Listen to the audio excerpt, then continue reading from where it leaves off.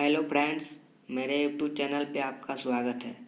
आज के इस वीडियो में क्लास 9 के लिए और 10 के लिए दोनों के लिए मैं चैप्टर 1 वास्तविक संख्या लाया हूँ। इस वीडियो में वास्तविक संख्या जानने से पहले हमें परमेय संख्या और अपरमेय संख्या के बारे में जानना आवश्यक है। परमेय संख्या क्या होता है, इसके बारे में जानते हैं। परमेय संख्या वह संख्या जिसे p/q के रूप में लिख सकते हैं या लिखा जा सकता है, जहाँ q बराबर 0 नहीं होता है, उसे परमेय संख्या कहते हैं। कहने का मतलब है कि परमेय संख्या को पूर्णांक या बटा में लिख सकते हैं या फ्रैक्शन में लिख सकते हैं, जैसे 1/2, 5/7, 0, 2/3 etc। दूसरा, अपरमेय संख्या वह संख्या जिसे p/q के रूप में नहीं लिख सकते हैं, जहाँ q बराबर 0 नहीं होता है, उसे अपरमेय संख्या कहते हैं। कहने का मतलब है कि इसे फ्रैक्शन के रूप में नहीं लिख सकते हैं, पूर्णांक के रूप में नहीं लिख सकते हैं। उदाहरण: √2, √3, √5, √7 etc। इसे केवल रूट में लिखा जा सकता है।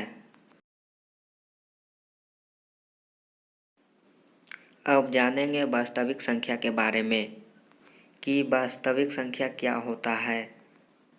वास्तविक संख्या परमेय संख्या और अपरमेय संख्या के सम्मिलित संग्रह को ही वास्तविक संख्या कहते हैं। कहने का मतलब है कि इसे किसी भी प्रकार से लिख सकते हैं, जैसे 3/4, -1/2, 0, 5/9, √2, √3 etc। इसे पूर्णांक में भी लिख सकते हैं, फ्रैक्शन में भी लिख सकते हैं, भिन्न या किसी भी प्रकार से लिख सकते हैं, उसे ही वास्तविक संख्या कहते हैं। अब जानेंगे प्राकृत संख्या क्या होता है। प्राकृत संख्या वह संख्या जो गिनती करने में उपयुक्त होती है, उसे प्राकृत संख्या कहते हैं। उदाहरण: 1, 2, 3, 4, 5, 6, 7 इत्यादि। अर्थात हम गिनती की शुरुआत 1 से ही करते हैं। अब जानेंगे पूर्ण संख्या के बारे में।